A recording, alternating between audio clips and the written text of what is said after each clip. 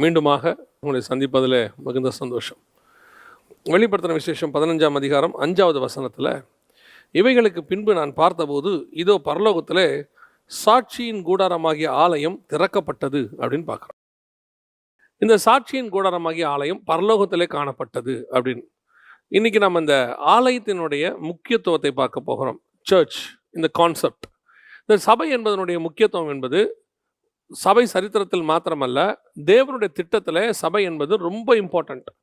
சபை இல்லாமல் தேவனுடைய திட்டம் பூரணப்படாது. சபை பூரணப்பட்டு தேவ திட்டத்தை பூரணப்படுத்த வேண்டும். அப்படிதான் பிளான் இருக்கு. இப்போ நம்ம அந்த சபையோடைய பிளானை, அந்த திட்டத்தை நாம் இன்னைக்கு பார்க்க போகிறோம். உதாரணமாக, இப்போ முதலாவது ஆண்டவர் ஆசாரிப்பு கூடாரத்தை கட்ட சொல்லுகிறார் மோசேயின் இடத்துல. இந்த ஆசாரிப்பு கூடாரத்தினுடைய விளக்கங்கள் எபிரேயர் நிருபத்திலும் இருக்கிறது. எப்போ நீங்கள் ஆசாரிப்பு கூடாரத்தை படித்தாலும் எபிரேயர் நிருபத்தை சேர்த்து படிங்க, அது உங்களுக்கு பிரயோஜனமாக இருக்கும். இந்த ஆசாரிப்பு கூடாரத்தை கட்டும்போது எபிரேயர் நிருபத்தில் இதை குறித்து நாம் பார்க்கிறோம். அங்கே 2 கூடாரங்கள் நிற்கிறது அப்படின்னு சொல்லி பார்க்கிறோம். முதலாவது கூடாரம் இருக்கும்போது 2வது கூடாரம் இருக்கிறதை குறித்து அந்த இடத்துல நாம் தெளிவாக அந்த இடத்துல நாம் வாசிக்கிறோம். எபிரேயர் நிருபம் 9ஆம் அதிகாரத்தில், அன்றியும் முதலாம் உடன்படிக்கையானது ஆராதனைக்கேற்ற முறைமைகளும் பூமிக்குரிய பரிசுத்த ஸ்தலமும் உடையதாக இருந்தது. இந்த வசனத்தை மட்டுமே நீங்கள் கொஞ்சம் தியானிச்சிங்கனாலே, முதலாம் உடன்படிக்கைங்கிறது நியாயப்பிரமாணம்.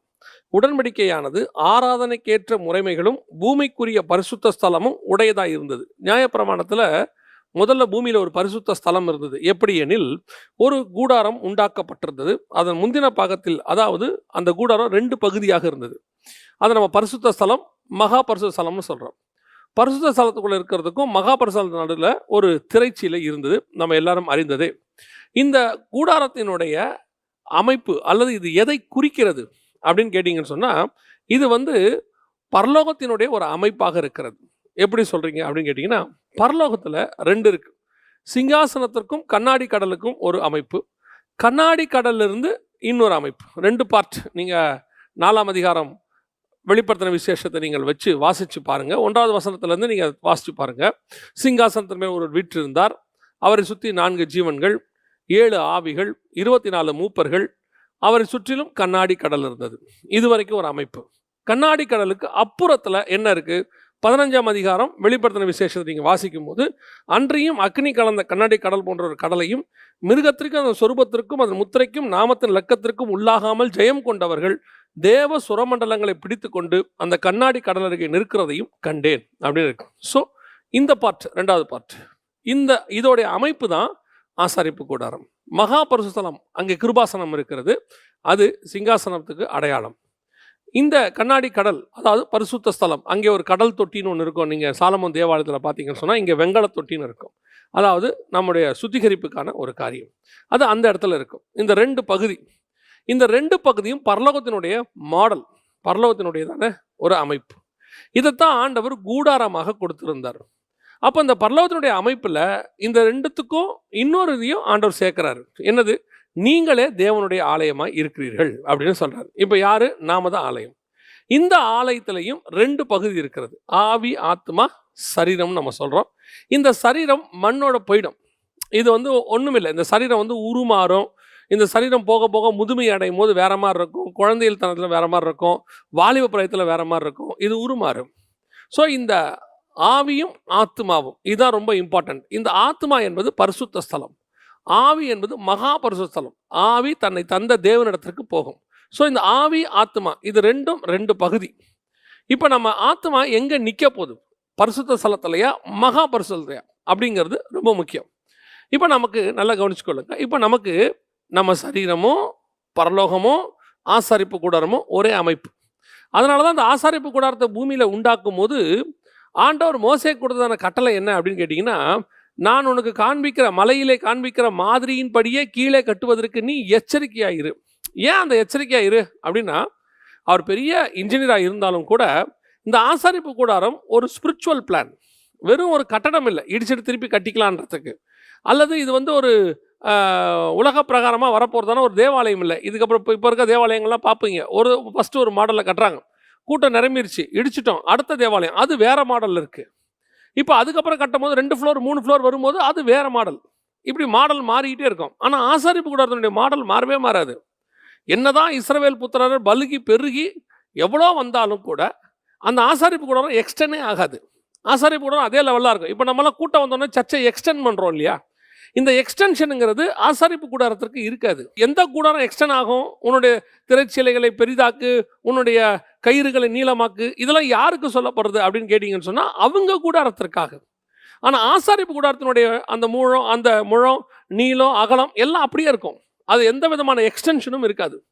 காரணம், இது ஒன்ஸ் ஃபார் ஆல், இதுதான் பிளான், இதுதான் அமைப்பு, அப்படியே தான் இருக்கும்.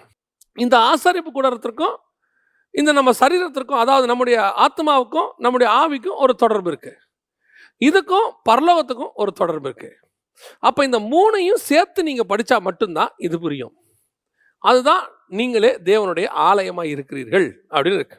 ஸோ இந்த ஆலயம் என்பது பரலோகத்தில் காணப்படுகிற ஆலயம் ஒன்று இருக்கு. அதனுடைய மாடல் தான் ஆசாரிப்பு கூடாரம். இந்த ஆசாரிப்பு கூடாரம் என்பது நம்ம வரப்போகிற நமக்காக இஸ்ரவேலுக்கு கொடுக்கப்பட்ட நிழல். இப்போ நல்லா கவனிச்சுக்கிறது, முதலாம் உடன்படிக்கையானது. அப்போ முதலாம் உடன்படிக்கையான பரிசுத்த ஸ்தலம் என்பது ஆசாரிப்பு கூடாரம். நியாயப்பிரமாணத்துக்கான பரிசுத்த ஸ்தலம் என்பது ஆசாரிப்பு கூடாரம். ரெண்டாம் உடன்படிக்கை கிருபையின் பிரமாணம், மெல்கிசேதேக்கின் முறைமை, நமக்கான பரிசுத்த ஸ்தலம் என்பது நாம தான். இப்போ நான் சொல்றது உங்களுக்கு புரியும்னு நினைக்கிறேன். பரலோகத்தில் இருக்கிற ஆலயம் என்பது ஒரிஜினல், அந்த பரலோகம் ஆசாரிப்பு கூடாரம். அதனுடைய மாடல் மோசேக்கு காட்டப்படுது. எதுக்காக? இது முதலாம் உடன்படிக்கைக்கு இப்படி கட்டுப்பான்னு காட்டப்படுது. ரெண்டாம் உடன்படிக்கை ஒன்று வரப்போகுது, அதுவும் இதே மாதிரி தான் இருக்கும். இந்த முதலாம் உடன்படிக்கைக்கு வரக்கூடிய கூடாரத்தை பார்த்து தான் ரெண்டாம் உடன்படிக்கைக்கு வரவங்க படிச்சுக்கணும். இதில் இருக்கிறது எல்லாமே நிழல். ரெண்டாம் உடன்படிக்கை வரும்போது அதுக்கு ஒரு பரிசுத்த ஸ்தலம் பூமியில் இருக்கும். அந்த பரிசுத்த ஸ்தலம் தான் நீங்களும் நானும். நீங்களே ஆலயமாக இருக்கிறீர்கள். இந்த அமைப்பை நீங்கள் புரிஞ்சுக்கிட்டீங்கன்னா ஆசாரிப்பு கூடாரத்தை படித்து உங்களை நம்ம சரிப்படுத்தி கொள்ளணும். அப்போ நாம் இந்த எக்ஸ்டென்ஷன், இந்த கூடாரத்தை மாற்றி அமைத்தல் எதுவுமே இருக்காது. கட்டுவதற்கு எச்சரிக்கையாயிரு. அவர் சொல்கிறாரு, இந்த கல்லின் மேல் சபையை கட்டுவேன் அப்படின்னு சொல்கிறாரு. இப்போ எல்லாருமே என்ன சொல்ல வராங்க அப்படின்னு சொன்னால், ஒரு கட்டட சபை இருக்குது, நம்ம கட்டுறோம். இந்த கட்டட சபை கூடாது என்று அல்ல, நல்லா தெரிஞ்சு கொள்ளுங்கள். ஆராதிக்கிறதுக்கு நமக்கு ஒரு இடம் தேவைப்படுகிறது. வீடுகளிலே ஒரு காலத்திலே ஆராதித்தோம். அதற்கு பிறகு அவர்கள் போய் என்ன செய்தார்கள்? ஸ்கூலில் ஆராதிச்சாங்க. பவுலெல்லாம் போய் வித்யாசாலையில் ஆராதிச்சாங்கன்னு இருக்கு. அதற்கு பிறகு ஆலயத்துக்கென்று ஒரு இடத்தை அவர்கள் நிர்மாணிக்க ஆரம்பித்தார்கள். அதற்கு பிறகு ஆலயம் என்பது கட்டடத்தில் தான் இயங்க வேண்டும் என்கிறதான ஒரு சட்டத்திட்டம் போல உருவாக்கப்பட்டு விட்டது. இப்போ அப்படி இல்லை. இப்போ நம்ம வீடுகளில் ஆராதிக்கிறவங்களும் இருக்கிறாங்க, மேலே கூரையில் ஆராதிக்கிறவங்களும் இருக்கிறாங்க. ஸோ ஆலயம் என்பது அது அல்ல. ஆலயம் என்பது கட்டடங்கள் அல்ல. ஏன்னா கட்டடத்தை நீங்கள் எக்ஸ்டெண்ட் பண்ணுவீங்க, இடிப்பீங்க, திருப்பி கட்டுவீங்க, திருப்பி அதோட பெருசாக கட்டுவீங்க. அது தேவனுடைய ஆலயம் அல்ல. இது எக்ஸ்டெண்டே ஆகாமல் உள்ள ஒன்று இருக்கு. கட்டுவதற்கு எச்சரிக்கையாயிரு. இப்போ இயேசு சொல்றாரு, இந்த கல்லின் மேல் நீ பேதுருவாய் இருக்கிறாய், இந்த கல்லின் மேல் என் சபையை கட்டுவேன், பாதாளத்தின் வாசல்கள் மேற்கொள்வதில்லை. அப்படின்னா நாம என்ன சொல்றோம்? யாராவது சபையை இடிக்க வந்தா அல்லது சபைக்கு விரோதமாக சபையை கூரையெல்லாம் எரிக்க வந்தா நாம சொல்றோம், சபையை பாதாளத்தின் வாசல்கள் மேற்கொள்ளாதுன்னு கர்த்தர் சொல்லியிருக்கிறாரு. இப்போ நாம சபைன்னு மென்ஷன் பண்றது எதனா அங்க இருக்கிற கட்டடத்தை. ஆனால் கர்த்தர் மென்ஷன் பண்ணுறது எதுனா நம்மை, நாம தான். இதைத்தான் பாதாளத்தில் இதைத்தான் கட்டுவேன்னு கர்த்தர் சொன்னார். திருப்பியும் சொல்கிறேன், கர்த்தர் சபையை கட்டுவேங்கிறது கட்டடத்தை கட்டுவதில்லை. இப்போ நம்ம அதை ஒரு வசனமாக வச்சுக்கிட்டு கட்டடத்தை கட்டுவதற்கு அந்த வசனத்தை யூஸ் பண்ணி நாம் கட்டடத்தை கட்டுறதுக்கு அதை பற்றி பயங்கரமாக அதை பற்றி பேசிக்கிட்டு இருக்கிறோம். கர்த்தர் சபையை கட்டுவேன்னு சொல்லியிருக்கிறாரு அப்படின்னா நாம் சபை கட்டும் போது கர்த்தர் இல்லை, ஆண்டவர் அதை பற்றி பேசவே இல்லை. ஆண்டவர் பேசுகிற சபையை கட்டுவேன் இந்த கல்லின் மேல். அந்த கல் என்றது கன்மலை, இயேசு கிறிஸ்துவின் மேலே அஸ்திவாரம் நாம் போடப்பட்டிருக்கிறோம். அந்த அஸ்திவாரத்திற்கு மேலே நீங்களும் நானும் கட்டப்பட்டிருக்கிறோம். நாம் தான் ஆலயமாய் இருக்கிறோம். இந்த ஆலயம் 2 கூடாரத்தை உடையதாக இருக்கிறது. கூடாரம் உண்டாக்கப்பட்டிருக்கிறது அதன் முந்தின பாகத்தில், அதாவது இந்த ஆத்துமாவில் குத்துவிளக்கும் மேஜையும் தேவத்து சமூகத்து அப்பங்களும் இருந்தன. அது பரிசுத்த ஸ்தலம் எனப்படும். இந்த ஆத்மாக்குள்ள தான் இவ்வளோத்தையும் ஆண்டவர் வச்சிருக்கிறாரு. இந்த ஆத்மாக்குள்ள மேஜை இருக்கு, அது மேல அப்பங்கள் இருக்கு, சமூகத்து அப்பங்கள் இருக்கு, குத்து விளக்கு இருக்கு. இப்ப குத்து விளக்கு என்பது நமக்குள்ள இருக்கக்கூடியதான இயேசு கிறிஸ்து. இயேசு கிறிஸ்து வசனம் சொல்லுது, வெளிப்படுத்தின விசேஷம் 21ஆம் அதிகாரம் 23வது வசனம். நகரத்திற்கு வெளிச்சம் கொடுக்க சூரியனும் சந்திரனும் அதற்கு வேண்டுவதில்லை, தேவனுடைய மகிமையை அதை பிரகாசித்தது, ஆட்டுக்குட்டியானவரே விளக்கு. அப்போ இந்த விளக்கை கொளுத்தி தண்டின் மேல் வைப்பார்கள். தண்டு என்பது யாரை குறிக்கிறது? ஊழியக்காரர்களை குறிக்கிறது. அப்போ வெளிப்படுத்தல் 11:4 படி அது ஊழியக்காரர்களை குறிக்கிறது. அப்போ எனக்குள்ள இருக்கிற குத்து விளக்கு வெளிச்சம், அது மகிமையை பிரகாசித்தது. கர்த்தருடைய மகிமை, இயேசு கிறிஸ்துவினால் உண்டாகிற மகிமை, அந்த மகிமை எனக்குள்ள இருந்து எதை எனக்கு கற்றுக் கொடுக்கிறது? அந்த மேஜை மேலே எனக்கு ஒரு அப்பம் வைக்கப்பட்டிருக்கிறது. அப்பம் என்பது எதை குறிக்கிறது? 12 அப்பங்கள் இருக்கிறது. அது அப்போஸ்தலர் உபதேசத்தை குறிக்கிறது. அப்போ தேவனுடைய மகிமைக்குள்ளே உட்கார்ந்து நான் இந்த அப்பத்தை புசிக்கணும். இந்த அப்பத்தை குத்து விளக்கு வெளிச்சம் இல்லாமலும் புசிக்கலாம். இப்போ தாவீது ஆசாரியன் இடத்துல வருகிறார். ஆசாரியன் கிட்ட கேட்கிறாரு, சாப்பிட ஏதாவது இருக்குதா? அவர் சொல்றாரு, சமூகத்து அப்பம் தான் இருக்கு. அதுக்கு சில கிரைட்டீரியா சொல்றாரு, இப்படி இப்படி இருந்தால் அதை நீ சாப்பிடலாம்ப்பா. சரி, ஓகே, நீ எடுத்துட்டு வா அப்படின்னு சொல்றாரு. ஆனால் தாவீதால பரிசுத்த ஸ்தலத்துக்குள்ளே போக முடியாது. நல்லா தெரிஞ்சுக்கணும். இப்ப என்ன ஆகுது? அப்பம் தாவீதின் இடத்துல வருகிறது. தாவீது அந்த அப்பத்தை புசிக்கிறார். ஆனா எந்த வெளிச்சத்தில் புசிக்கிறார்? சூரிய வெளிச்சத்தில் புசிக்கலாம், ஒருவேளை விளக்கு வெளிச்சத்தில், வெளியே இருக்கிற வெளிச்சத்தில் புசிக்கலாம். அவர் பரிசுத்த ஸ்தலத்துக்குள்ள இருக்கிற குத்து விளக்கின் வெளிச்சத்திலே புசிக்கவில்லை. அப்படித்தான் நானும் சொல்லுகிறேன். வசனம் என்பது தேவனுடைய மகிமைக்குள்ளாக இருந்து நீங்கள் பார்க்கும் பொழுது, மோசே மலையின் மேலே முச்செடியிலே தேவனை பார்த்ததுக்கும், மோசே மலையின் மேலே மேகத்துக்குள்ளாக இருந்து தேவனை பார்த்ததற்கும், தேவன் மோசேயை அழைத்த போது அவன் ஆசாரிப்பு கூடாரத்தில் ஒரு மேகம் மூடியது, அதற்குள்ளாக இருந்து தேவனை பார்த்ததற்கும், மோசே கண்மலையின் வெடிப்புக்குள்ளாக இருந்து தேவனை பார்ப்பதற்கும் வித்தியாசம் இருக்கிறது. மற்ற இடங்களிலிருந்து தேவனை பார்த்து திருப்தி அடையாத மோசே, நல்லா தெரிஞ்சுக்கொள்ளணும், மற்ற இடங்களிலிருந்து கர்த்தருடைய மகிமையை அவர் பார்த்திருக்கிறாரு. Not yet satisfied. அவர் திருப்தி அடையல. திருப்பி கேட்கிறாரு, ஆண்டவரே, நானும் மகிமையை பார்க்க வேண்டும். எந்த மகிமை எப்படி பார்க்கணும் ஆண்டவரே?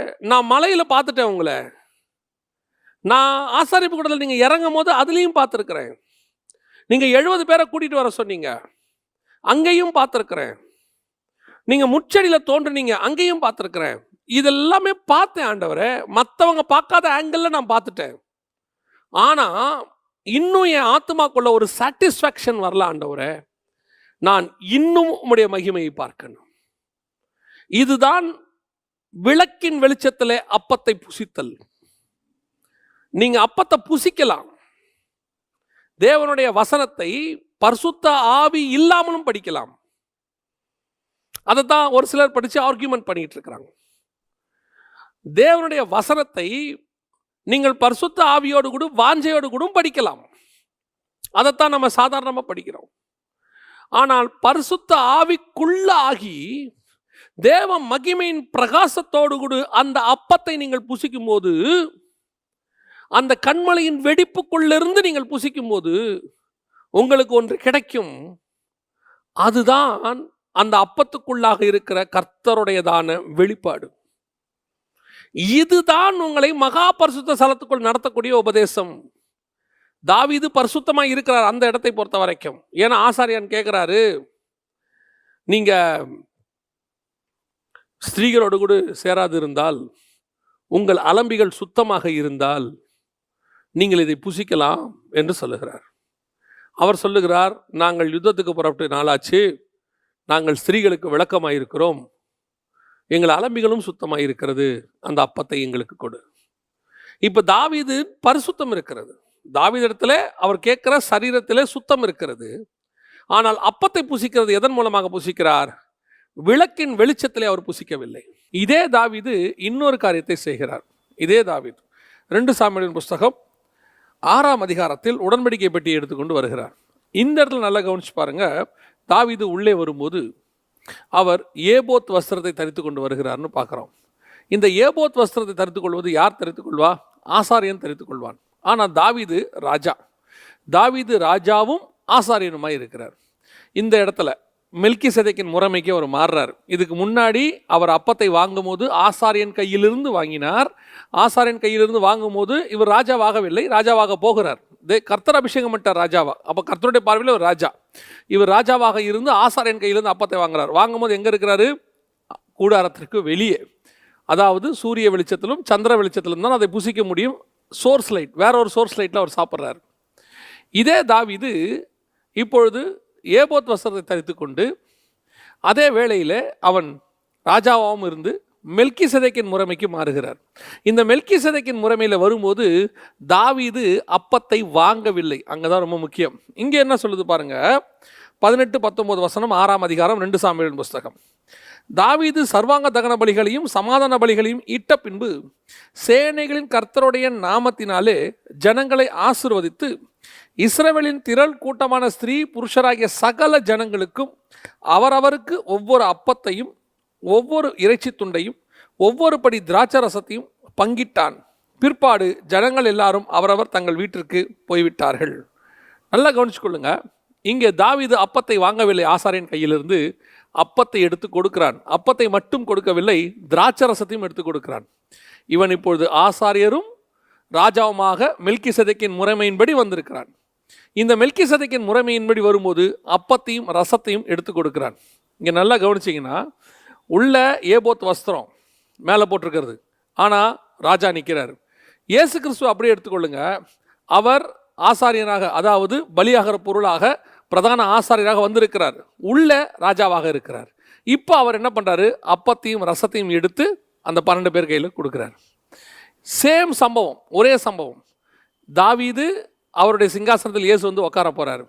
அதனுடைய நிழலாட்டத்தை தாவீது இங்கே நிறைவேற்றுகிறார். இப்போ தாவீது ராஜாக வரும்போது அப்பத்தை வாங்கினான். மெல்கிசேதேக்கின் முறைமையில் வரும்போது அப்பத்தையும் ரசத்தையும் எடுத்து கொடுக்கிறான். இதுதான் செகண்ட் ஸ்டேஜ். இப்போ மெல்கிசேதேக்கின் முறைமையில் இருக்கிற நீங்களும் நானும் இந்த சோர்ஸ் லைட்டில் தான் அப்பத்தை சாப்பிட்டுக்கிட்டு இருக்கிறோம். அதாவது பலிபீடத்துக்கு வெளியே நின்றுக்கிட்டு, அங்கே நின்றுக்கிட்டு அந்த உலக வெளிச்சத்தில் நீங்கள் வசனத்தை சாப்பிடும்போது உங்களுக்கு என்ன கிடைக்கும்? அந்த உலக வெளிச்சத்தில் கிடைக்கிறதான அப்பம் தான் கிடைக்கும், அந்த வசனத்தினுடைய வெளிப்பாடு தான் கிடைக்கும். அதனால தான் இந்த வசனத்தை எடுத்து நம்ம எப்படி போதிக்கிறோம்? காரு கொடுப்பாரு, வீடு கொடுப்பாரு, உலக ஆசீர்வாதங்களை கொடுப்பாருன்னு சொல்லி இதை குறித்து போதிக்கிறோம். காரணம், நாம் எங்கே நிற்கிறோம்? பரிசுத்த ஸ்தலத்துக்கு வெளியே நின்று பூசிக்கிட்டு இருக்கிறோம். நீங்கள் குத்து விளக்கின் வெளிச்சத்தில் படித்தா மட்டும்தான், மெல்கிசேதேக்கின் முறைமையின்படி உள்ளே போனால் மட்டும்தான் அந்த 12 அப்போஸ்தலருடைய அப்பம் இருக்கு இல்லையா, அந்த அப்பத்தை சாப்பிடணும்னா நீங்கள் விளக்கின் வெளிச்சத்துக்குள்ளே வரணும். அந்த விளக்கின் வெளிச்சத்தில் நீங்கள் வரும்போது தான் உங்களுக்கு விளக்கின் வெளிச்சத்தில் கிடைக்கக்கூடிய வெளிப்பாடு கிடைக்கும். அப்போ இந்த உலக வெளிச்சத்தில் கிடைக்கிற வெளிப்பாடுக்கும் விளக்கின் வெளிச்சத்தில் கிடைக்கிற வெளிப்பாடுக்கும் வித்தியாசம் இருக்குது. அந்த பொன் குத்து விளக்கு என்பது இயேசு கிறிஸ்துவை குறிக்கிறது. அந்த குத்து விளக்கு இயேசு கிறிஸ்துவின் மூலமாய் வரக்கூடிய வெளிப்பாடு. அதில் கிடைக்கிற வெளிப்பாடு தான் மிகப்பெரிய வெளிப்பாடு. அந்த வெளிப்பாடு உங்களை எங்கே கொண்டு போகும்? மகா பரிசுத்த ஸ்தலத்துக்குள்ளே கொண்டு போகும். நீங்கள் வேதத்தை படிக்கும் போது கிடைக்கிற வெளிப்பாடு என்பது வேறு.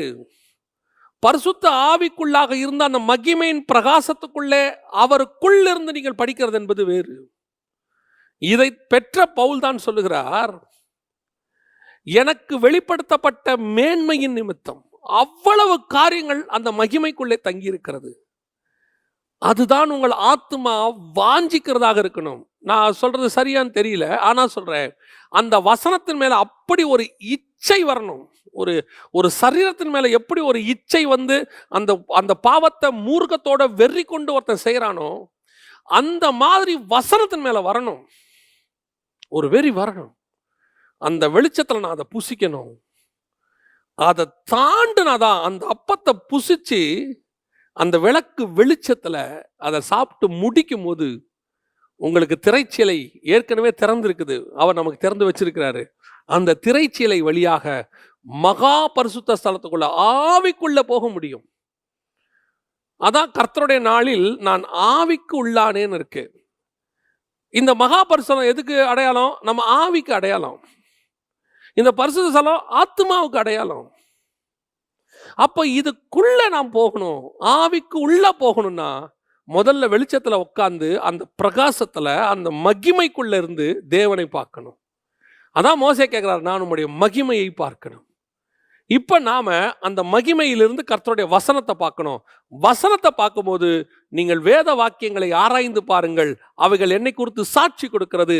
இந்த வசனத்துக்குள் இருக்கிற கர்த்தரை, இந்த வசனத்துக்குள் இருக்கிற வெளிப்பாடை, இந்த கர்த்தருக்குள் இருக்கிற இயேசுவை, அவரை அறிகிற அறிவின் மேன்மை. அப்ப கிறிஸ்துவை நாங்கள் இனி மாம்சத்தின்படி அறியோம். அதோட அர்த்தம் என்ன? இந்த வசனத்தை நீ தேவனுடைய மகிமைக்குள்ள இருந்து பார்க்கும்போது கிறிஸ்துவினுடைய பரலோகத்தின் வெளிப்பாடு உனக்கு கிடைக்கும். நீ மாம்சத்தில் வந்த இயேசுவையே நீ பார்த்துக்கிட்டு இருக்கீங்கன்னா நீ இம்மைக்குரியதை மட்டும் கவலைப்பட்டுக்கிட்டு இருப்பீங்க. அவர் எனக்கு கொடுத்த சுகத்தை, அந்த வியாதியஸ்தர்களுக்கு கிடைச்ச சுகம் அது எனக்கு கிடைக்கணும், அந்த குருடர்கள் பார்வையடைஞ்சாங்க நானும் பார்வையடையணும், அவங்க 5000 பேருக்கு அப்பம் போட்டாங்க, என்னுடைய மினிஸ்ட்ரியிலே ஒரு மிராக்கிள் நடக்கணும், அவர் அங்கே பெரிய பெரிய அற்புதங்களை செஞ்சார் நானும் செய்யணும். இது மாம்சத்தின்படி இயேசுவை அறியும் போது அந்த இம்மையிலே அவர் செய்ததான காரியங்களை நீங்கள் இங்கே செய்ய விரும்புகிறீர்கள். இது குற்றமா குறைவான்னு கேட்டீங்கன்னா இல்லை. ஆனா இது வேற கிரேடு. இது என்ன கிரேட்? இதே காரியத்தை எலியா செஞ்சிருக்கிறார்,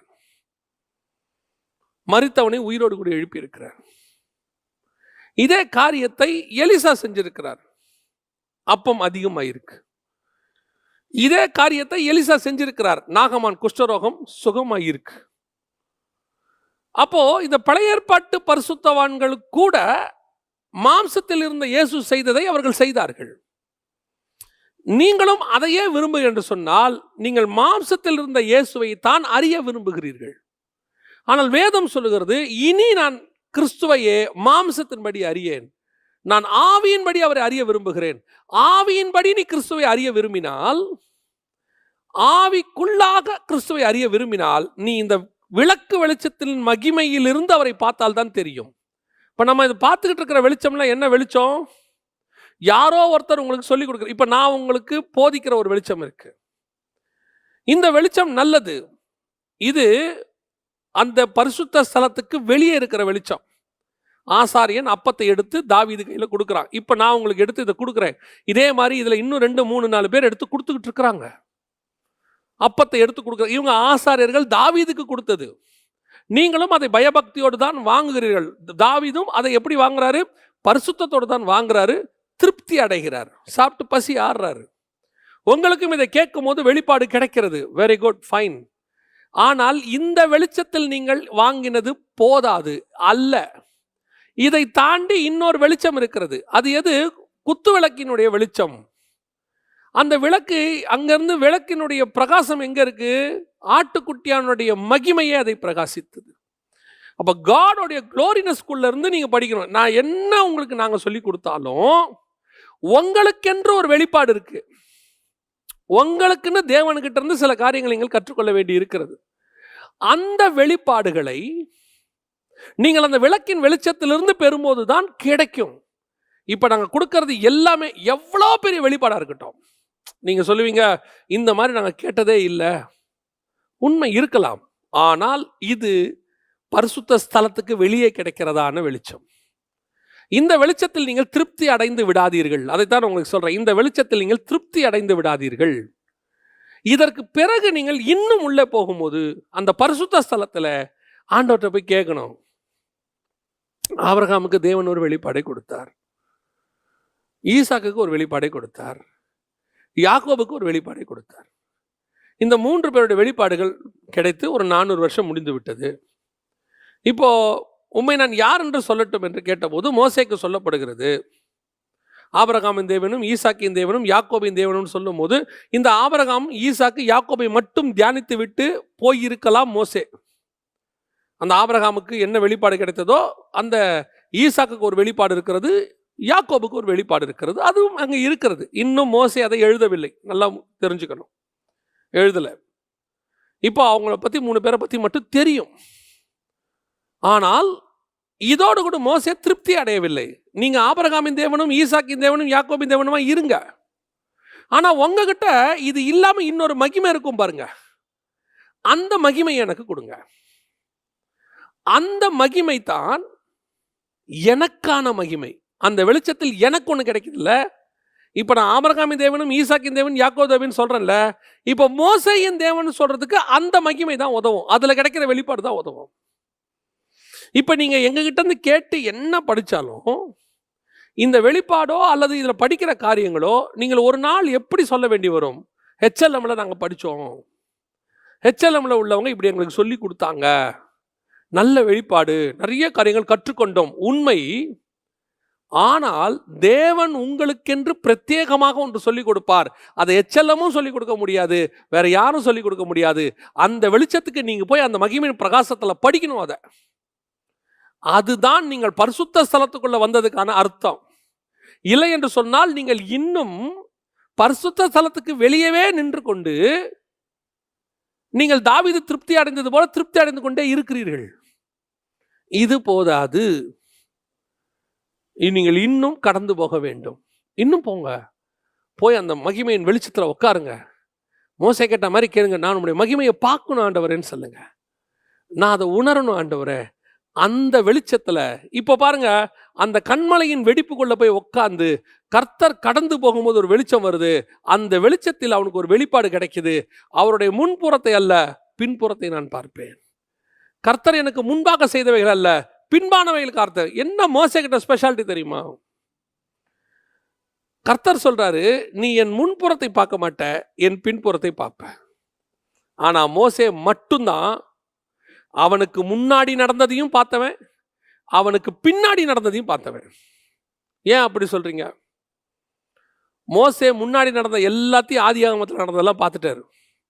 யாத்ராகமம் வரைக்கும் அவர் பார்த்தாரு, எழுதிட்டாரு. அதுக்கப்புறம் பின்னாடி நடக்கிறதையும் பார்க்கிறாரு. உங்களுக்குள்ளே ஒரு தீர்க்கதரிசி எழும்புவார், இயேசுவை பற்றி சொல்றாரு. நான் அந்த நல்ல மலையையும் அந்த நல்ல தேசத்தையும் இயேசுவை பற்றி சொல்றாரு. அவர் பின்னாடி நடக்கிறது எல்லாத்தையும் சொல்றாரு. நீங்கள் விரட்டப்படுவீர்கள், தேசத்தை விட்டு போவீர்கள், எல்லாத்தையும் சொல்றாரு. எல்லா வெளிப்பாடும் அவருக்கு இருக்கு. அப்ப மோசே முன்னாடி நடந்ததையும் பார்க்கிறாரு, முன்புறத்தையும் பார்க்கிறாரு, பின்புறத்தையும் பார்க்கிறாரு. இயேசு தான் வசனம்னு வச்சுக்கோங்களேன். அந்த வசனத்தினுடைய முன்பகுதி ஆதியாமோ, பின்பகுதி உபாகமோ, ரெண்டையும் அவர் பார்க்கிறாரு. இப்ப நீங்க நானும் எல்லாருக்கும் முன்புறத்தை பார்க்கறது எப்படி? நமக்கு தான் எல்லாமே இருக்க, எழுதி வச்சாச்சு. ஸோ நமக்கு முன்புறத்தை பார்க்க வேண்டிய அவசியம் இல்லை, எல்லாமே எழுதியாச்சு. we are satisfied. மோசே எழுதி வச்சுட்டாரு. நான் உங்களுக்கு ஒரு உண்மையை சொல்லுகிறேன். இந்த வசனத்தில் கூட முன்புறத்தில் எழுதி வச்சுட்டார்ல, அதான் தேவனுடைய முன்புறம். அந்த வசனத்தினுடைய முன்புறம் தான் மோசேக்கு முன்னாடி உள்ள ஆதியாகமம். அந்த வசனத்தில் கூட இன்னும் நீங்களும் நானும் கற்றுக்கொள்ள வேண்டிய மறைபொருள் இருக்கிறது. இப்ப நீங்களும் நானும் யாரு? பின்புறத்தை பார்த்தவங்க. உதாரணமா மோசேக்கு பின்புறம் என்பது வரப்போகிற இயேசு கிறிஸ்து. எல்லாரும் ஏதோ தேவனுடைய பேக் சைடுன்னு நினைக்கிறாங்க. வரப்போற இயேசு கிறிஸ்து. என் முன்புறத்தை பார்த்தா நியாயப்பிரமாணத்தின்படி அவர் தண்டனையின் தேவன், அதை பார்த்தா நீ செத்து போயிடுவேன். என் பின்புறம் இருக்கு, அதை வேணா நீ பாரு. அது மன்னிக்கிற தேவன், கிருபையின் தேவன். அதனாலதான் ஒரு வேர்டு அதுக்கு முன்னாடி சொல்றாரு, எவன் மேல் இரக்கமாய் இருக்க சித்தமாய் இருக்கிறேனோ அவன் மேல் இரக்கமாய் இருப்பேன், எவன் மேல் கிருபையா இருக்க சித்தமாய் இருப்பேனோ அவன் மேல் கிருபையாய் இருப்பேன். அதை ஃபர்ஸ்டே சொல்லிடுறாரு.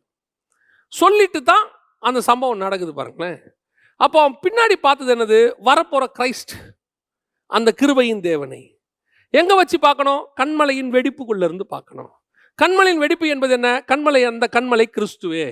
வெடிப்பு என்பது என்ன? அடிக்கப்பட்ட கண்மலை. அப்போ சிலுவையில் அறையப்பட்டு அவருடைய ரத்தத்துக்குள்ளாக இருந்து, அதனால்தான் பவுல் சொல்றாரு, அவருடைய ரத்தத்தினாலே கிருபாசன தண்டையில கிட்டி நெருங்கி சேருகிறோம். அந்த ரத்தத்துக்குள்ளிருந்து பார்க்கும் பொழுது நீ கிறிஸ்துவை பார்க்க முடியும். அதுதான் வெளிப்பாடு.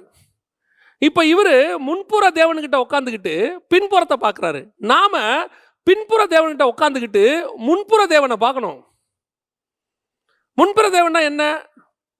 ஆதியாகமத்திலிருந்து இந்த கிறிஸ்துவை பத்தின வெளிப்பாடு இருக்கும். இப்ப இவருக்கு நியாய பிரமாணத்திலிருந்து கிருபை பிரமாணத்தை பத்தின வெளிப்பாடு. இப்ப நம்ம கிருபையின் பிரமாணத்துக்குள்ள உட்காந்துக்கிட்டு நியாய பிரமாணத்துக்குள்ள இருக்கிற வெளிப்பாடை பார்க்கணும். இருக்கா? இருக்கு. அதைத்தான் இப்ப ஆசாரிப்பு கூடாரத்துக்குள்ள இருக்கு. அந்த ஆசாரிப்பு கூடாரத்தோட வெளிப்பாடு தான் எபிரேயர்ல இருக்கு. நியாய பிரமாணம் தேவையில்லையே, முடிஞ்சிருச்சு. நியாய பிரமாணத்தை ஃபாலோ பண்ண வேண்டாம், ஆனா அது உள்ள ரகசியம் இருக்கு. அதனாலதான் இயேசு சொல்றாரு, அதையும் நீ பார்க்கணும், இதையும் இருக்கணும். வேத வாக்கியத்துல ஒன்னையும் விட்டுறாத, அவைகள் என்னை குறித்து சாட்சி கொடுக்குதுன்ற. அப்ப இந்த கிருபையின் பிரமாணத்துக்குள்ள உட்காந்துக்கிட்டு நீ நியாயப்பிரமாணத்துக்குள்ள இருக்கிற கிறிஸ்துவை தேடணும். அங்கே உனக்கு கூடாரம் இருக்கு, முதலாம் கூடாரம். அந்த கூடாரத்தை வச்சுக்கிட்டு தான் நீ 2வது கூடாரமாகிய உன்னை குறித்து தேடி பார்க்கணும். இதுதான் ஆலயம். அந்த ஆலயத்துக்குள்ள இருக்கிற விஷயங்களை வச்சு இந்த ஆலயத்துக்குள்ள இருக்கிற விஷயத்தை இப்போ நான் ஒரு கான்செப்ட் தான் உங்களுக்கு சொல்லி கொடுத்துருக்கிறேன். அதில் என்னது? அந்த குத்து விளக்கு, அந்த மேஜை, அந்த அப்பம். இந்த ஆத்மாவுக்குள்ள உட்காந்துக்கிட்டு குத்து விளக்கு இயேசு, மேஜை மேல அப்போஸ்தல உபதேசம், இந்த மகிமைக்குள்ள இதை தேடணுங்கிறது. இதை நீங்கள் தேடும்போது முதலாம். 2வது மகா பரிசுத்த ஸ்தலம். அந்த தடையை தேவன் நீக்கி விட்டார். அவர் ஒரே தரம் உள்ளே பிரவேசித்து தன்னுடைய சரீரம் என்கிற திரைச்சீலை வழியாக உள்ளே பிரவேசித்து அவர் அந்த தடையை நீக்கிட்டார். ஆனா அவர் மரித்து அதை திரைச்சீலை நீக்கினது உண்மை. ஆனா அதற்குள்ளே பிரவேசிக்கிறவனுக்கு உயிரோட போலான்னு அர்த்தம் கிடையாது. அவர் முன்மாதிரி, நமக்கு மாடலாக இருக்கிறார். அவர் பிரவேசித்த அந்த மகா பரிசுத்தக்குள்ள நீ பிரவேசிக்கணும்னா, நீ அவர் மரிக்கிறதுக்கு முன்னாடி மரிச்சிருந்தீன்னா உள்ள போறதுக்கு வாய்ப்பு இல்லை. யாரு? ஆபிரகாம்ல இருந்து யோவான் ஸ்நானகனுக்கு முன்னாடி வரைக்கும் அத்தனை பேரும் பரிசுத்தவான்களா மரிச்சிருக்கிறாங்க. ஆனாலும் அந்த மகா பரிசுத்தத்துக்குள்ளே பிரவேசிக்க அவர்களுக்கு வழி இல்லை.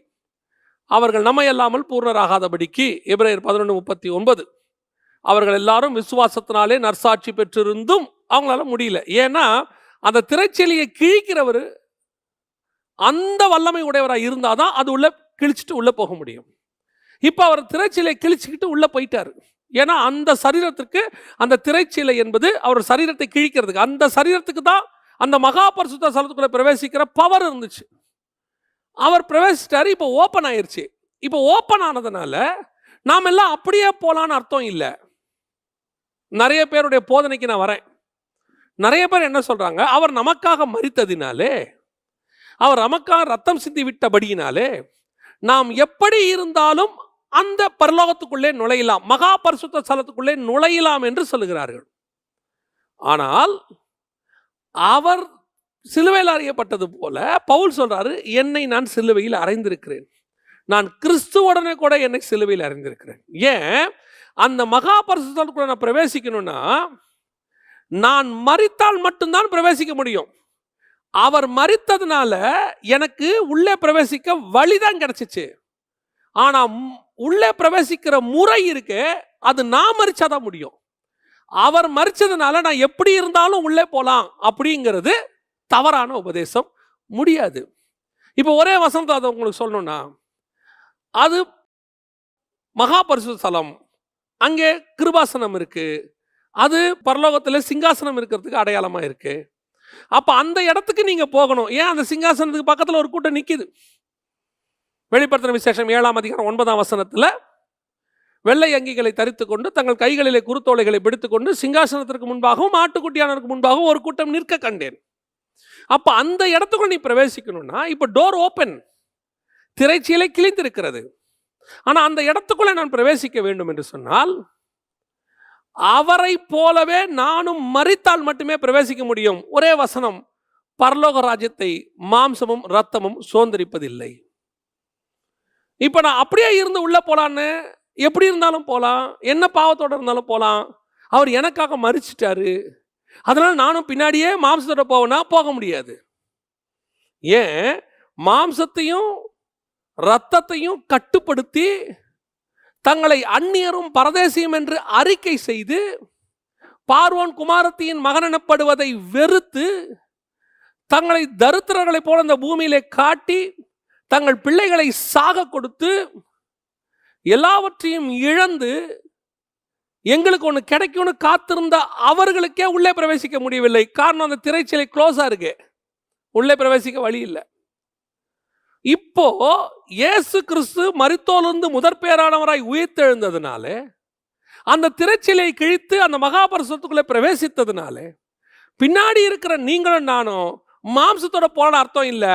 அவரை போலவே மாம்சமும் ரத்தத்தையும் முழுவதும் சாகடித்தால் மட்டுமே அதற்குள் பிரவேசிக்க முடியும். ஏன்னா அதோட கிரைட்டீரியா அதுதான். அப்படி செத்தாலும் போக முடியாத இடத்துக்கு அப்படி செத்தா இப்போ போக முடியும். ஏன்னா இயேசு பிரவேசித்ததுனால. அந்த மகா பரிசுத்தத்துக்குள்ள பிரவேசிக்கிறவன் எப்படி இருக்கணும்? தன்னுடைய மாம்சத்தை, தன்னுடைய சரீரத்தை சிலுவையில் அறைந்தவனாக, கிறிஸ்துவோடு கூட என்னை நான் சிலுவையில் அறைந்திருக்கிறேன், இனி நான் அல்ல, இனி கிறிஸ்துவே என்னில் வாழுகிறார். அந்த ஸ்தானத்துக்கு நீ வரும்போது அந்த இடத்துக்குள்ளேயும் பிரவேசிக்க முடியும். அவர் தாமே நம்மை போல எல்லா விதத்திலும் சோதிக்கப்பட்டு அந்த இடத்துக்குள்ள பிரவேசிக்கிறதுக்கான முன்மாதிரியாக அவர் உருவாகினார். இப்ப நீங்களும் நானும் அவரை போல எல்லா விதத்திலும் சோதிக்கப்பட்டு அந்த இடத்துக்குள்ள பிரவேசிக்கிறவர்களாக மாறணும். இதுதான் ஆசாரிப்பு கூடாரம், நீங்களும் நானும் சரீரம், ஆலயம், இதற்கான ஒப்புமை. இப்ப இந்த பேட்டர்ன்ல முதலாம் உடன்படிக்கைக்கான அடையாளம் பூமியில யாரு? ஆசாரிப்பு கூடாரம். இரண்டாம் கூடாரத்திற்கான அடையாளம் யாரு? நீங்களும் நானும், பரிசுத்த ஸ்தலம். இதுதான் சாட்சியின் கூடாரமாகிய ஆலயம் பரலோகத்திலே காணப்பட்டது. அந்த மாடல் இந்த மாடல். இப்ப உங்களை மாதிரி அது இருக்காது, அது மாதிரி நம்ம இருக்கணும். அது ஒரிஜினல், நாம ஜெராக்ஸ். அப்ப அந்த மாடலை அப்படியே இருக்கிறவங்க தான் அங்க போக முடியும். அதை போலவே கீழே கட்டுவதற்கு நீ எச்சரிக்கையாயிரு. பரலோகத்துல ஒரு அமைப்பு இருக்கு, அந்த அமைப்பின்படி நீ கீழே இருந்தால் மட்டுமே அந்த ஆலயத்துக்கு நீ உள்ளே போக பிரவேசிக்க முடியும். இப்போ நான் இன்னும் ஒரு காரியத்தை மிக முக்கியமான சொல்றேன். இந்த இடத்துல தாவீதினுடைய ஆலயம் வராது. தாவீதுடைய ஆலயம் இந்த கணக்குக்குள்ளே வராது. ஏன்னா அது மனுஷ சித்தத்துல வந்ததுனால அந்த ஆலயம் இடிக்கப்பட்டு போச்சு. மீண்டும் வந்தது, மீண்டும் இடிக்கப்பட்டது. மீண்டும் வரும், மூன்றாவது ஆலயம் கட்டுவார்கள், அது மீண்டும் இடிக்கப்படும். ஏன் அப்படின்னு கேட்டீங்கன்னா, கூடாரம் பரலோகத்தில் காணப்படுது, ஆனா புதிய எருசலேமுக்குள்ள ஆலயம் காணப்படவில்லை. 21ஆம் அதிகாரம் 22வது வசனம், அதிலே தேவாலயத்தை நான் காணவில்லை, சர்வ வல்லமையுள்ள தேவனாகிய கர்த்தரும் ஆட்டுக்குட்டியானவருமே அதற்கு ஆலயம். அப்ப என்ன அர்த்தம்? இதுக்கு அப்புறம் பரிசுத்தவான்கள் மூலமாக ஒரு நியாய தீர்ப்புக்கு பிறகு நாம போற பரலோகத்துல கூடாரம் இருக்கு. அவர்கள் வந்து போக போற புதிய எருசலேமுக்குள்ள ஆலயம் இல்லை. நான் சொல்ல நல்லா புரிஞ்சுக்கோங்க. நாம போற பரலோகத்துக்குள்ள ஆலயம் ஆகிய கூடாரம் இருக்கு. ஆனா அவங்க போற புதிய எருசலேமுக்குள்ள தேவ ஆலயம் இல்லை. ஏன்? நாம அந்த கூடாரத்தினுடைய மாடலா இருக்கிறபடியினால ஒரிஜினல் கிட்ட போய் ஜெராக்ஸ், நம்ம புரிதலுக்காக சொல்றோம், ஒரிஜினல்கிட்ட போய் போட்டோ காப்பி சேரப்போகுது. அதில் போய் இது ஜாயின் ஆகிடும், அதோடைய பார்ட் அது மாதிரியே இருக்கிறது போகும். அப்படியே கொண்டு போய் அந்த ஜாம் சேர்த்துருவாங்க. இப்போ சாலமோன் தேவாலயத்தில் பொன்னாலான கேடகங்கள் செய்யப்பட்டது, பரிசைகள் செய்யப்பட்டது. ஒரு காலம் வந்தது ரெகபியாம் காலத்தில், அதையெல்லாம் தங்கத்தை எல்லாம் எதிரி நாட்டு ராஜாக்களுக்கு கொடுக்க வேண்டி இருந்தது. அவங்ககிட்ட தங்கம் இல்லை.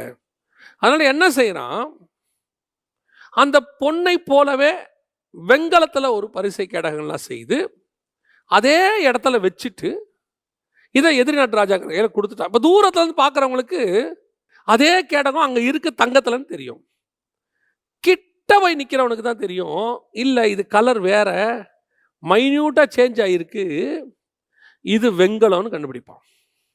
அதே மாதிரி தான் அந்த இயேசு என்கிறதான ஆலயத்தினுடைய கூடாரத்தின் சாயலாய் நீயும் நானும் பூமியில் இருக்கும்போது ஆண்டவர் அதே மாதிரி நம்மளை செஞ்சுக்கிட்டு இருக்கிறாரு. நம்மளை கொண்டு போய் அந்த இடத்துல அப்படி வைப்பாரு, குமாரனின் சாயலுக்கு ஒப்பாக. அப்படி அங்க வைக்கும் போது எல்லாருக்கும் பார்க்கறவங்களுக்கு எப்படி இருக்கும்? இது சாட்சியின் கூடாரம். கிட்ட பார்த்த பிதாவுக்கு மட்டும் தெரியும், அது என்னுடைய முதற் பேரான குமாரன், இது என்னுடைய 2வது பேரான குமாரன். கண்டிப்பாக நீங்களும் இயேசுவுக்கு ஈக்குவல் ஆக முடியாது, இயேசுவை போல ஆக முடியும், குமாரன் சாயலுக்கு ஒப்பாய் மாற முடியும். இதுதான் இப்ப அந்த இடத்துல வைக்கப்பட்டிருக்கிறது. இப்ப அந்த சாட்சியின் கூடாரத்தினுடைய சாயலுக்கு ஒப்பாய், கிறிஸ்துவின் சாயலுக்கு ஒப்பான கூடாரமாய் நீங்களும் நானும் பூமியில் இருக்கிறோம். அப்ப அந்த பரிசுத்த ஸ்தலத்திலையும் மகா பரிசுத்த ஸ்தலத்திலையும் கொடுக்கப்பட்டிருக்கிறதான அந்த உபதேசம் அல்ல, அங்கே கொடுக்கப்பட்டிருக்கிற ரகசியம், இதை தெரிந்து கொண்டு அதன்படி அந்த சாயலுக்காக மாறும்போது நாம் அந்த கூடாரத்தின், பரலோகத்தில் இருக்கிற கூடாரத்தினுக்கு ஒப்பாக மாறுகிறோம். நான் இப்ப இருக்கிற 2வது உடன்படிக்கையினுடைய, அதாவது கிருபையின் பிரமாணத்தினுடைய ஆலயம் நானு. 1ஆம் உடன்படிக்கை நியாயப்பிரமாணத்தினுடைய ஆலயத்தை பத்தி இதுல எழுதி வச்சிருக்கு. இந்த ஆலயத்துல உள்ளதான ரகசியத்தை நான் படிக்கும்போது எனக்கு வெளிப்பாடு கிடைக்கும். எந்த வெளிப்பாடு கிடைக்கும்? என்னை பத்தி தான் இந்த 1ஆம் கூடாரத்துல இருக்கு, இந்த ஆலயத்தை பத்தி இந்த ஆலயத்துக்குள்ள இருக்கு. ஏன் மோசே மூலமா இது கொடுத்தாருன்னா, வரப்போற நான் இதை படித்து விட்டு இது மாதிரி மாத்துவதுக்கு என்னை ஒப்பு கொடுக்கும் போது, நான் ஃபுல்லா இதை மாதிரி மட்டும் நான் செய்யறதுக்கு கரெக்டா இருந்துட்டேனா, இருக்கிற கூடார மாதிரி நான் மாறிடுவேன். ஏன்னா அதோடைய மாடல் தான் இது. அப்ப நான் அங்க போறது ஈஸி. ஏன்னா அங்க போறதுக்காக தான் இதை கொடுத்துருக்காரு, இந்த இன்டர் கனெக்ஷன். இப்ப நான் எந்த அளவுக்கு ஆசாரிப்பு கூடாரத்தை படிக்கிறேன், அதனால தான் பரிசுத்தவான்கள் நமக்கு சொல்லிக் கொடுக்கும் போது ஆசாரிப்பு கூடாரத்தை படிங்க, ஆசாரிப்பு கூடாரத்தை படிங்க. ஒரு காலத்துல ஆசாரிப்பு கூடாரத்தினுடைய விளக்கம் கிடைக்காதவர்கள் அல்லது படிக்காதவர்கள் ஊழியர்களாக ஒத்துக்கொள்ளப்படவில்லை. ஆசாரிப்பு கூடாரத்திலிருந்து அவர்களுக்கு வெளிப்பாடு இருக்கணும், படிச்சிருக்கணும், அந்த உபதேசம் எடுக்கணும், பாடம் எடுக்கணும். இன்னைக்கு ஆசாரிப்பு கூடாரம் என்பதே சபையில இல்லை. இவர்கள் எப்படி இந்த பாடங்களை உங்களுக்கு சொல்லிக் கொடுக்காமல் நீங்கள் எப்படி இந்த 2ஆம் உடன்படிக்கையினுடைய ஆலயமாய் பரிசுத்த ஸ்தலமாய் மாறுவீர்கள்? இதை படிக்காம, இதை படிச்சு நீங்கள் மாறும்போது உங்களுடைய அமைப்பு எப்படி இருந்திருக்கும்னா, பரலோகத்தில் இருக்கிற அந்த அமைப்பை போல இருக்கும். அப்ப இதை படிச்சு நான் மாறாவிட்டால் பரலோகத்தில் அமைப்பு எனக்கு கிடைக்காது, நான் பரலோகத்துக்கே போக முடியாது. அப்ப எத்தனை சபை பரலோகத்துக்கு போகும்? இப்ப யோசித்து பாருங்க. இன்னைக்கு உபதேசம் எது கொடுக்கப்படுது உங்களுக்கு? கூடாரத்திற்கு வெளியே உள்ள உபதேசம் கொடுக்கப்படுது. கூடாரத்துக்கு வெளியே என்ன இருந்துச்சு? நிறைய கூடாரங்கள் இருந்தது. ஆசாரிப்பு கூடாரத்துக்கு வெளியே நிறைய கூடாரங்கள் இருந்தது. எல்லா கூடாரத்திலும் பொன் இருந்தது, எல்லா கூடாரத்திலும் வெள்ளி இருந்தது, எல்லா கூடாரத்திலும் எல்லா பொருட்களும் இருந்தது. அந்த பொருட்கள் எல்லாம் இந்த கூடாரத்துக்கு வரும்போது அது ஆவிக்குரிய சத்தியத்துக்குள்ளே மாறுகிறது. இதே காரியத்தை போய் மற்ற கூடாரத்தில் இருக்கிற பொருட்களை தியானிக்க முடியாது. நான் சொல்றது புரியுதா? ஆசாரிப்பு கூடாரத்துக்குள்ள வரும்போது குத்து விளக்க தியானிக்கிறீங்க, அந்த குத்து விளக்குக்கு பின்னாடி ஒரு சத்தியம் இருக்கு. இப்ப நீங்க வேற ஒரு கூடாரத்துக்குள்ள போறீங்க, அவங்க வீட்டில் ஒரு விளக்கு வச்சிருப்பாங்க, கூடாரத்துக்குள்ள ஒரு விளக்கு எரிஞ்சுக்கிட்டு இருக்கும். அந்த விளக்க நீங்க பரலோகத்தினுடைய மாடலுக்கு தியானிக்க முடியுமா? முடியாது. அது நார்மல் கூடாரம், நார்மல் விளக்கு. ஆசாரிப்பு கூடாரம் தான் ஆவிக்குரிய விளக்கு. இது உள்ளதான் ஹெவனுடைய சீக்ரெட் இருக்கு. இப்போ உங்களுக்கு போதனைகள் எதிலிருந்து கொடுக்கப்படுது? உலகத்தில் உள்ள கூடாரங்களிலிருந்து கொடுக்கப்படுது. அந்த கூடாரங்கள் எல்லாம் என்ன இருக்கு? ஆடம்பரமாக, தேவைக்கு அதிகமாக பொன், தேவைக்கு. இந்த ஆசாரிப்பு கூடாரத்தில் என்ன இருக்கு? அந்த அந்த காட்ஸ் பிளான் முடிஞ்ச உடனே இம்மிடியேட்டா மோசே சொல்றது, போதும், இதற்கு மேல் நீங்கள் கொண்டு வர வேண்டாம். ஏன்? இதுக்கு மேல இதுக்கு தேவையில்லை. ஹெவனுடைய பிளான் இங்க நிறைவேறிடுச்சு. ஹெவன் பிளானுக்கு அப்புறம் எக்ஸஸா இந்த கூடாரத்துக்குள் ஒண்ணும் இருக்காது. மோசே போதும்னு சொன்னது வெறும் அந்த கவுண்டை பேஸ் பண்ணிடல. அதுக்கு பின்னாடி இருக்கிற ஸ்பிரிச்சுவல் விஷயம் என்னன்னா, இந்த கூடாரத்துக்குள் யாதெல்லாம் இருக்கணும் என்று பரலோகம் திட்டம் பண்ணினதோ அது எல்லாம் வந்து விட்டது. இனி உங்ககிட்ட இருந்தாலும் தேவைப்படாது, இது உள்ள வராது. அப்ப நான் இதுக்குள்ள வரணும்னா கர்த்தர் எனக்கு நியமிச்ச நேரத்திற்குள்ள இதுக்குள்ள எல்லாம் வந்து முடிச்சிருக்கணும். அதற்கு பிறகு உங்ககிட்ட இருந்தாலும் இதுக்குள்ள அது வராது. இப்ப நான் எந்த கூடாரத்தை பத்தி தியானிச்சுட்டு இருக்கிறேன்? இப்ப அந்த கூடாரத்துக்குள்ள இருக்கிறது என்ன? எக்ஸஸ். இங்க ஒரு கரண்டி கர்த்தர் வச்சிடறா, அதுல 10 கரண்டி வச்சிருப்பாங்க வீட்டுக்குள்ள. வீட்டுக்குள்ள எவ்வளவு வேணா இருக்கும். அப்ப இன்னைக்கு நாம எந்த கூடாரத்தை தியானிச்சுக்கிட்டு இருக்கிறோம்? நாம எதை தியானிக்கிறோம்? எதை ஜனங்களுக்கு நம்ம தியானிக்கிறது ஜனங்களுக்கு சொல்ல போறோம். அப்ப ஜனங்களுக்கு எதை கொடுத்துக்கிட்டு இருக்கிறோம்? ஜனங்களுக்கு முழுக்க முழுக்க சுத்தி இருக்கிற கூடாரத்தை குறித்து பேசி கொண்டிருக்கிறோம். அந்த கூடாரத்தில் இருக்கிற ஆசீர்வாதம் இப்போ ஜனங்களுமே எப்படி பார்க்குறாங்க? அந்த கூடாரத்தை பாருங்க, இந்த கூடாரத்தை பாருங்க, அதை போல நீங்க வர வேண்டும் சொல்றவங்க அதானே சொல்றாங்க. அந்த ஆசீர்வாதம் உங்களுக்கு வரணும், அது மாதிரி நீங்க மாறணும், இந்த மாதிரி அந்த ஆகணும். ஆனால் நான் மாற வேண்டியது மற்ற கூடாரங்களை போல அல்ல. நடுவுல ஒரு கூடாரம் இருக்கு, ஆசாரிப்பு கூடாரம், அதை போல நான் மாற வேண்டும். இதுதான் கிறிஸ்து நமக்குள் கொடுத்திருக்கிற வெளிப்பாடு. இந்த கூடாரத்தை நீங்கள் மாறுவதற்கு என்ன செய்யணும்னு பாருங்க. ஒரு லிமிட்டோட இந்த கூடாரத்துக்குள் வருவது ஸ்டாப் பண்ணப்படும். இதுக்கு மேலே நீ உள்ளே வர முடியாது அப்படின்னு கர்த்தர் நிறுத்துவார். அதுக்குள்ள நீங்கள் வந்துட்டா உங்களுக்கு ஆசீர்வாதம். ஆசாரிப்பு கூடாரத்தை தியானிங்க. இப்பவும் சொல்கிறேன், கடைசியாக நான் சொல்லி முடிக்கிறேன். நான் கொடுத்திருக்கிற இந்த சத்தியம் ஆசாரிப்பு பரிசுத்த ஸ்தலத்துக்கு வெளியே உள்ளது. அதாவது எனக்கு கிடைச்சது. எனக்கு எங்கே கிடைச்சிருக்கோம்? பரிசுத்த ஸ்தலத்துக்குள்ளே கிடைச்சிருக்கோம்.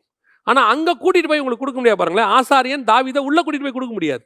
ஏன்னா தாவீதால் அங்கே வர முடியாது. இப்போ இவன் என்ன பண்ணியிருப்பான்? வெளியே வந்து கொடுத்துருப்பான் ஆசாரியன். இப்போ அதைத்தான் நான் உங்களுக்கு செய்கிறேன்.